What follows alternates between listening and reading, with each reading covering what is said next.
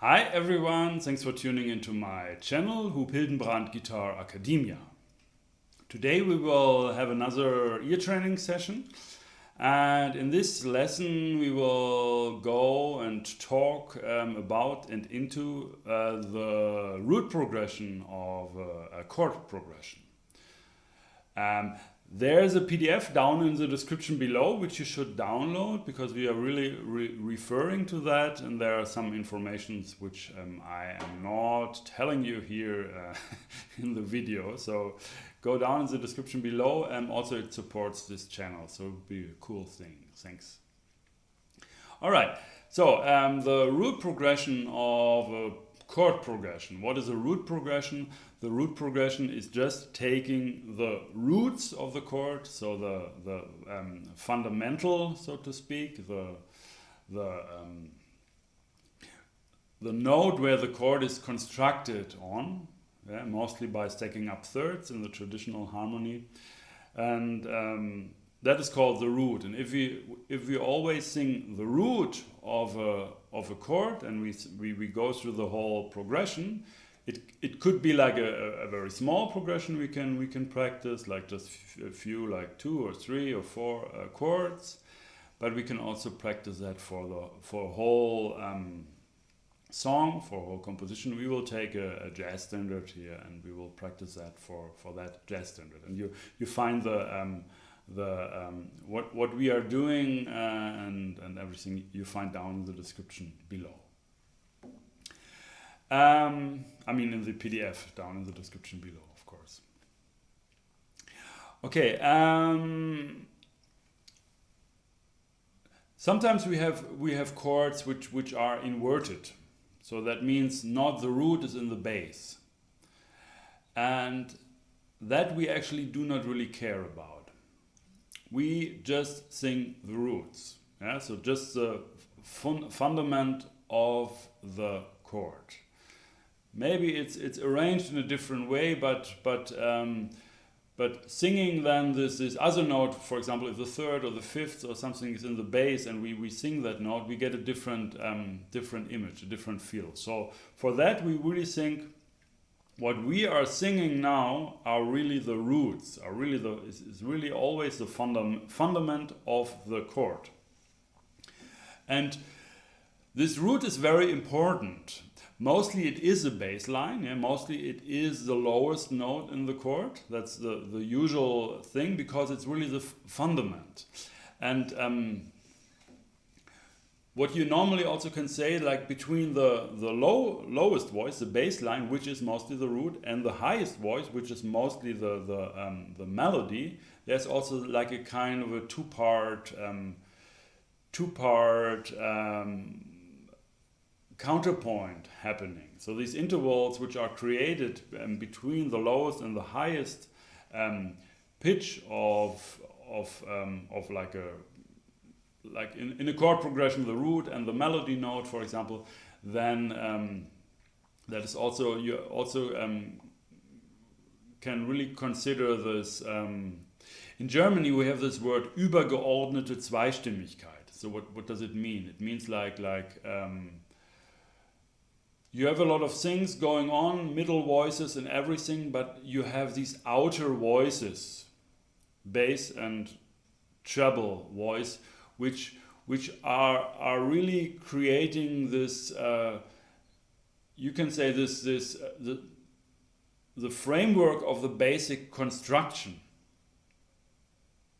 And very often, also in jazz, when you just have the bass line, just the roots plus the melody, you almost have the whole song. Because you have all informations in a way. Sometimes you are not really sure which note. And of course it's not all information. These middle voices and like these sevenths and thirds are very important, but very often in jazz, of course, the melody will already give you also a lot of informations about the qualities of the different chords. And of course the context, the whole context will also give you even if you just sing one root, if you sing other roots before and after, this context will also already create a kind of tonality, and so it will define that root what you sing will be the root of a minor or major chord or whatever. Okay, anyway, I just want to emphasize that the root is really like the fundament of the chord progression, and it's the strongest path moving through the progression, and it is sort of it leads you really through the progression. And one way you also should think of that, because that also implies this idea of like having two voices, like these outer voices, bass and melody, that actually the bass line or the root progression is a melody in itself. So you not only should approach this root progression as being just roots in a certain order, or just you have certain intervals between the roots going on, more this like intellectual thing. It's at the same time it's also a melody, and you should always watch out for the melodic quality of the root progression, because that is also something you can maybe more easily remember. And you get more this musical quality, of course, of that progression. It's not just roots, I mean, it also like these intervals between the different roots, they also create a melody. So be aware of that. Yeah, listen for the melody, and for that it's sometimes good also to sing the root progression on note names. But we will talk about that just in a second here. I just wanted to tell you something. Another thing, this root progression can really lead you through the chord progression.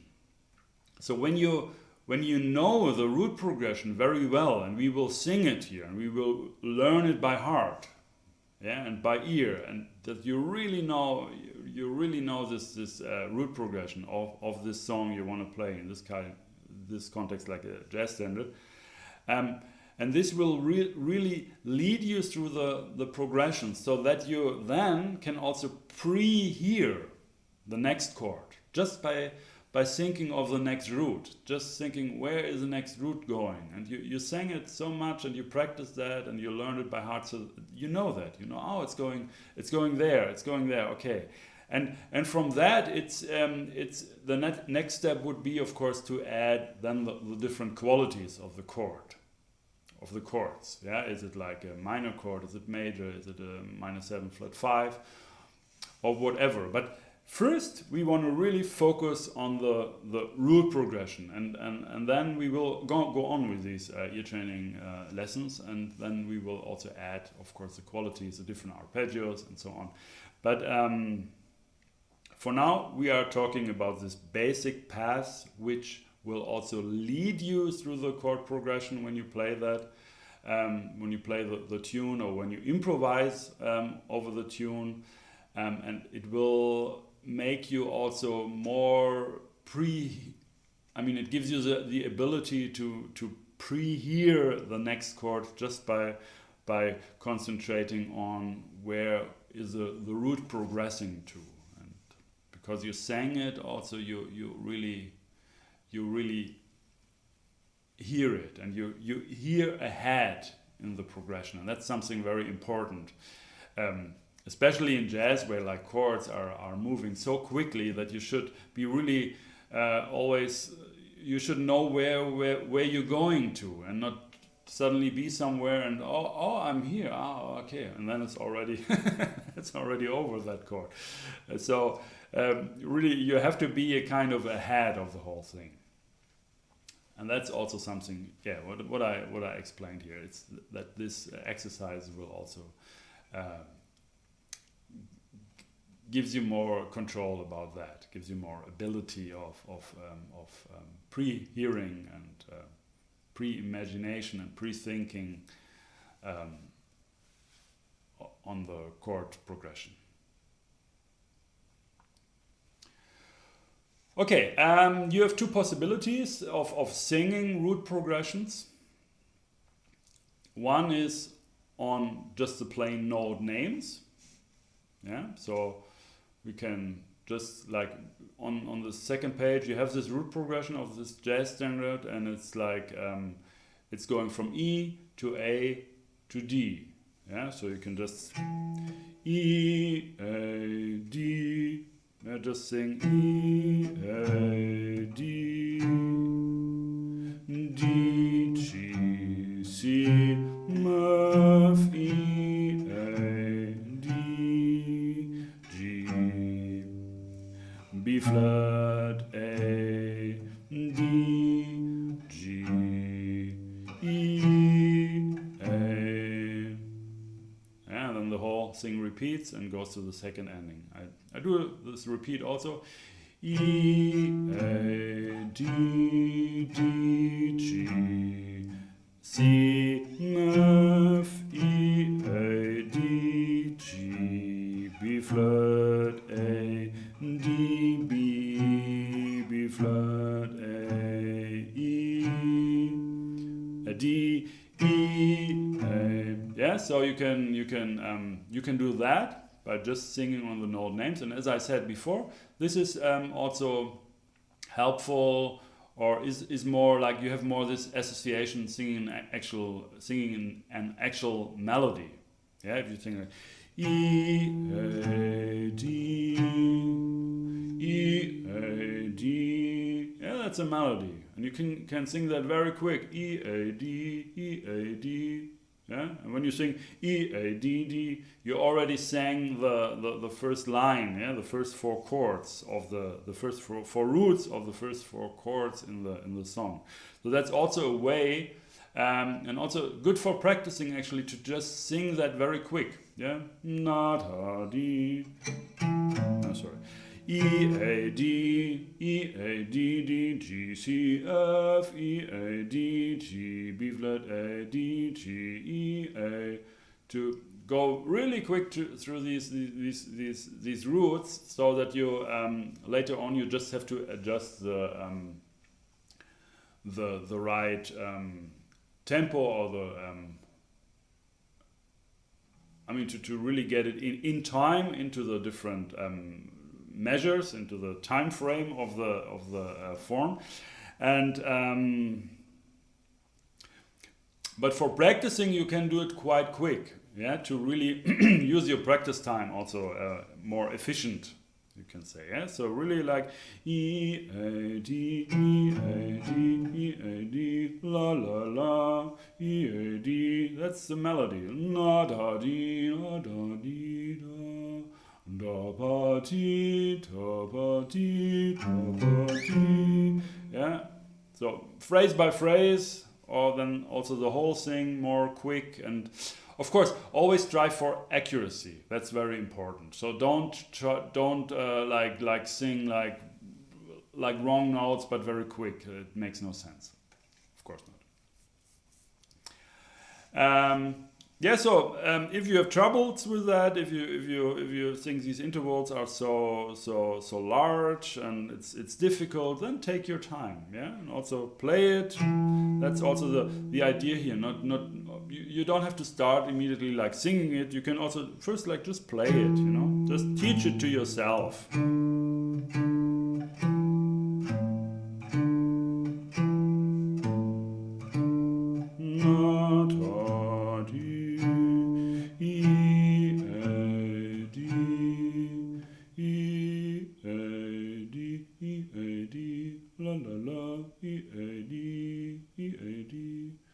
Yeah,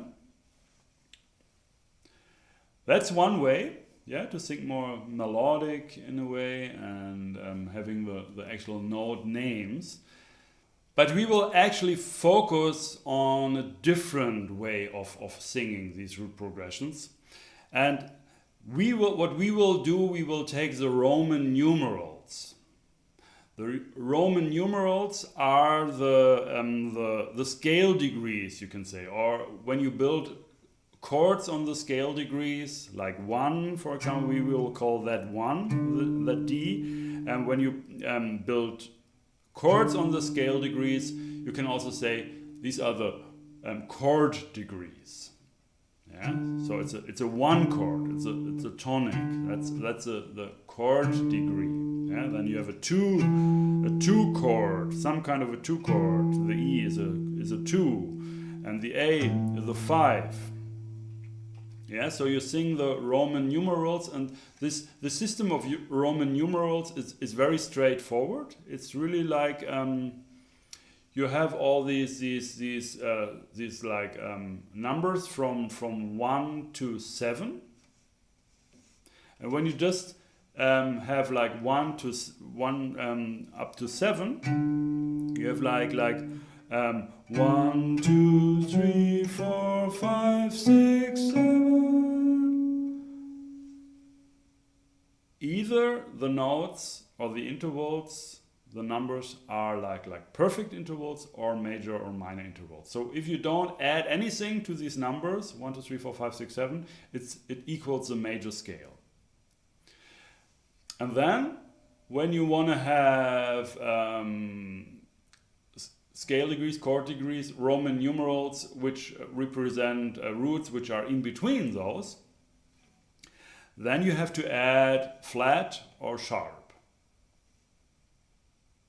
Yeah, so if I go to,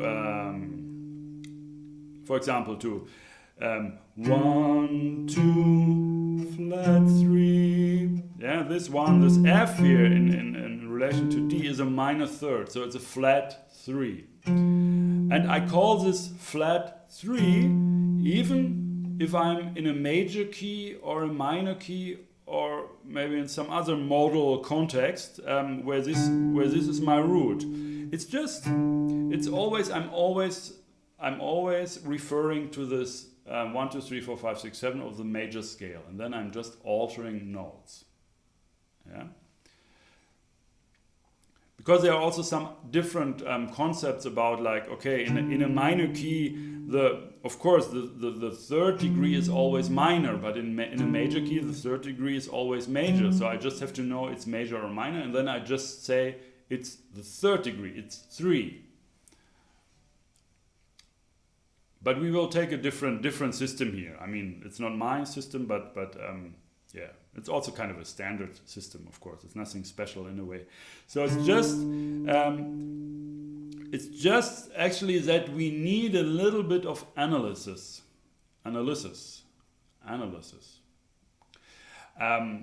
So we have to analyze a chord progression a little bit to be sure what are our Roman numerals which we have to sing. Yeah, that's very, very important. I will go through this root progression of this jazz standard now or soon, and I analyzed this whole standard in D minor. Yeah, if you're into jazz and you maybe know this jazz standard and you know the chords already, then it might be like you will think, but then we have this progression which is actually in F major. It goes to F major. But I analyze this in D minor because I also think this F major chord is diatonic in D minor, and we are going to a diatonic chord in D minor, but we are not modulating. So that's something really important you should really consider when you have to find out the different Roman numerals. What is the key? Where does the piece maybe modulate? Yeah, so there's a little bit of like intellectual work, preparation. I mean, like preparation needed to really find out about the right Roman numerals. But that's actually like about theory. Yeah, and what I just told you with F and the different, like maybe modulation. That is not the topic of this lesson. So of course you have to know like theory and everything to really analyze a progression and to be able to play on a progression. You have to understand the chord progression, what is happening there, where is it resolving, what creates tension, and so on. So yeah. So you have to analyze it, and sometimes you have like flat 3, for example, but you can also have like a sharp 2 or yeah, these kind of things. Do we have anything like that here? No. But a sharp 4, for example, is very, very common also. But that's really all you will know that all if you know some theory and you analyze the chord progression. So that's something you really should do first. And then you come up with the right Roman numerals, and it can be different, you know. Somebody might analyze it in a different way. Somebody might analyze it, oh, it's going to that key now. Okay, so I analyze it in that key. So it's like a 1 and a 2 in that key. But I would say, no, I'm still in that old key there, in the original key, and that is not a 2 now, that is a 4 in that. So you can argue and you can have fights and discussions about that, but actually it really depends how you hear it also. Yeah, how you hear it. Is it really a new key, or is it just progressing through the different diatonic chords or the different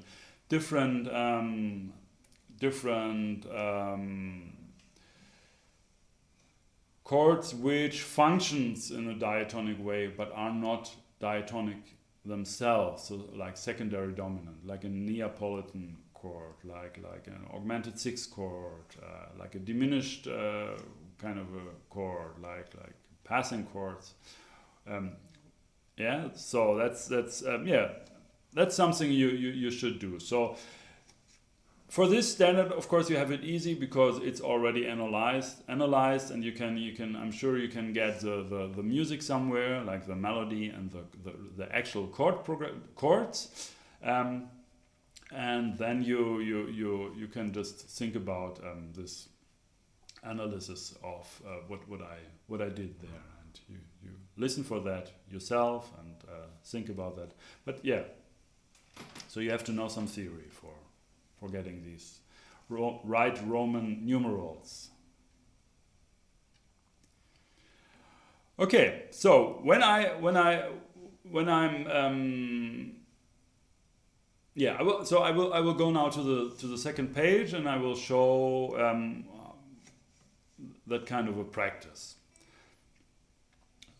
So you analyzed it, and the Roman numerals you all have, and the notes, and then you just what you actually can do. That's one thing, is to just get yourself settled in the scale, in the tonality that you really hear now. In this case, like D is 1, it's your root, and it's a D minor piece. So you can just D F G A B flat C B flat A B G F E D C sharp B.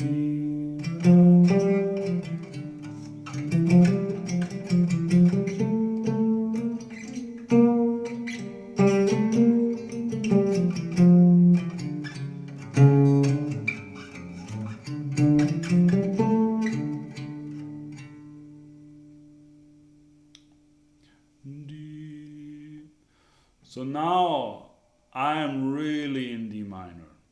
Yeah, I really D. That really, when I'm imagining that note or when I sing that note, I really feel okay. That is now. I just have D, but I have the whole atmosphere is now this D minor, and that's very, very good if you can establish this kind of a tonality first, that all the notes you're singing in all the scale degrees, that they actually, like, you also hear all how they actually function in that tonality. So when I have like and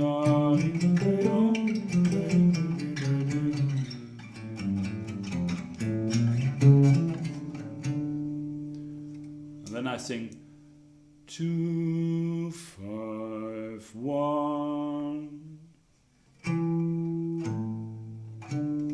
Yeah, I take my Roman numerals and I apply them to the notes which I sing. 2 5 1 1 4 flat 7 flat 3 2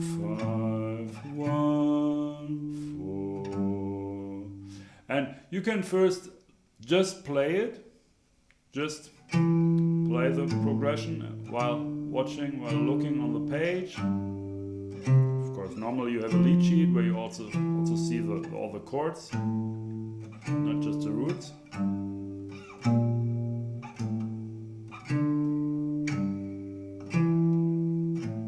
That's like a melody, yeah, like D G E A D G E A 1 4 2 5 what dee da. Yeah, really go into the music. That's very important, because later on when you I mean to be able to make a good use out of your ear training, the whole thing has to go into your feeling, because at the end, like hearing things, it's about feel, it's about the qualities, the feelings, certain intervals, chords, rhythms, whatever have. So you have to go for the feeling, for the emotional aspect. That's very important. The intellectual thing is just like a kind of a backbone. It's just like keeping the whole thing together and giving you a framework where you can put your experiences. So, of course, it's always about feeling and labeling that emotion, what is created. But of course, for that to really make that thing happen, you really have to concentrate on the music. You really have to 2 5 1, and the 1 should be really the resolution there. Yeah, don't be too scientific here with it, or too intellectual with the whole thing, and really only do that in time and really accurate thing, right? Roman numerals. No, there's also some I would say like emotion, like some. It's not so clean. It's more like living and chaotic.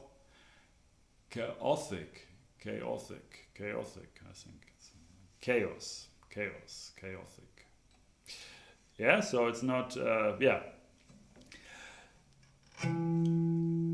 So we really try to connect with the music, with sound, with the beauty of the notes and everything. 2 5 1 1 4 flat 7 flat 3 2 5 1 4 flat 6 5 second ending 1 6 flat 6 5 1. Yeah, and really look at the page, follow the page, play it, sing it in unison, and more and more and more get it into your ear, get it into your ear means like you feel it, yeah? It's becoming part of you, it connects with you.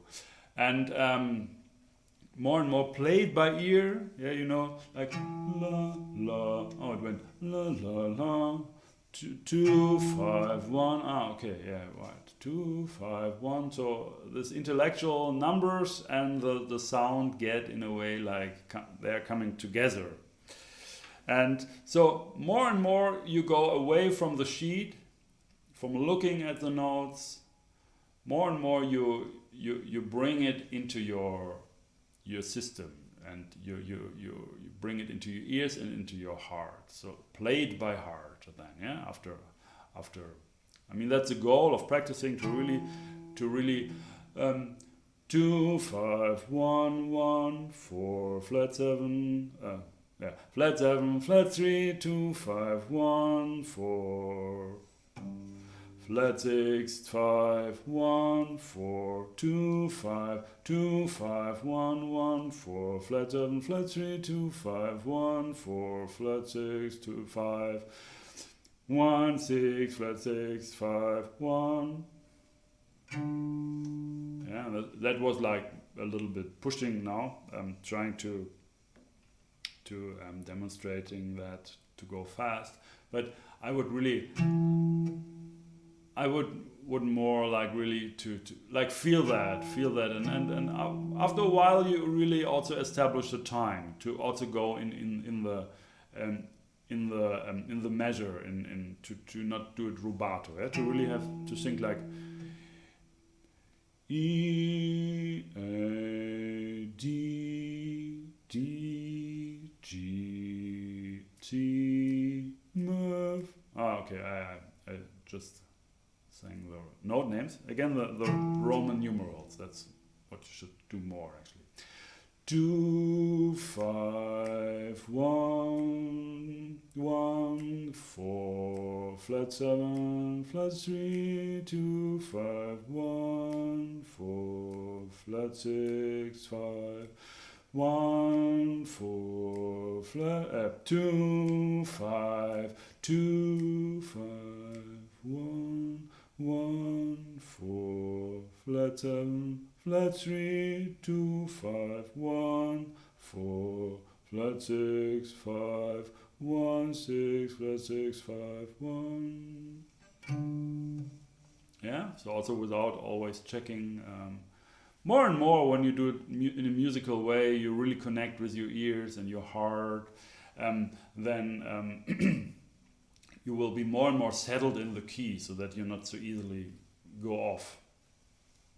But of course, I think for many of you, of us, and of us, of everybody, it needs some practice. Yeah, it needs some practice to really get this down. There are always some spots which are a bit more tricky, a bit more difficult, some leaps or some unexpected, like this B here with B natural, like unexpected notes, and so you just isolate these little things also and just go for that, and then you put it together as a whole, and the goal is to really be able to sing it on Roman numerals by heart or by ear, and that's, and if possible, quick, in time, in the form, in the measures of the song, the composition, or just this small portion which you are practicing. Yeah, we said you can also do that with just 2 chords, 2 or 3, or like just a small progression to really focus on. Yeah. All right, so I think that's it for this lesson. I really hope that it's helpful for you, that you do these exercises, and that you really, that it really helps you moving on. And we will go on with ear training. So we will also talk about the different chord qualities and singing arpeggios and everything. So it's a little bit step by step. We will at the end we will have a collection of, I think, like really very good and effective exercises which you can pick and arrange in different ways, like really focusing on a particular difficulty or topic or whatever. For example, when we later on when we want to sing like through the progressions by also using arpeggios, we can also just insert a little bit of singing root progression before. So it's like, in a way, these exercises are a little bit like modules, which then you can actually combine for really like effective and goal oriented and really focused ear training practice for really specific things you wanna work on. All right, so please download the PDF to also to support this channel and to have everything as a reference. So also when you later on, when you combine these different exercises, you have them all on these PDFs, and you can just remind you of certain points noted there. Also, you can support this channel by giving a donation. Just go down the link, down the description below, to the link to my website, hupildenbrand.com, the Guitar Academia site. page there's a button where you can also donate. Yeah, it would be really cool if you want to do that, and if you really get more involved here in the whole process of these lessons, because there are still a lot of topics which wait for getting out in the world. All right, thanks so much. Thanks for watching. Stay tuned. My name is Huub Hildenbrand.